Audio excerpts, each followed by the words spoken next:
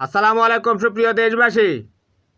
আমাদের অন্তর্বর্তী সরকারের সর্বকালের সবচেয়ে জনপ্রিয় অন্তর্বর্তী সরকারের প্রধান উপদেষ্টা মিস্টার ইউনূস সাহেব চীনের উদ্দেশ্যে রওনা করেছেন।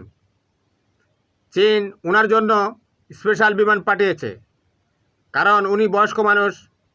পৃথিবীর সমস্ত সরকারগুলোই ওনার নিরাপত্তার প্রতি ওয়াকিবহাল। এতে ভারতের নরেন্দ্র হাসিনা, অজিত দোভাল এবং জয়শঙ্করদের মাথা খারাপ হয়ে গেছে। কারণ চীন যদি বাংলাদেশের সাথে সম্পর্ক উন্নয়ন করে, তাহলে ভারতের দক্ষিণ এশিয়ায় দাদাগিরি চ্যালেঞ্জের মুখে পড়বে। কারণ এরা তো বন্ধুর বেশে অন্যান্য দেশের ক্ষতি করে। তারা আমাদের দেশের মানুষকে, নিরীহ মানুষকে বর্ডারে পাখির মতো গুলি করে হত্যা করে। আমরা যদি চীনের সাথে একটা শক্তিশালী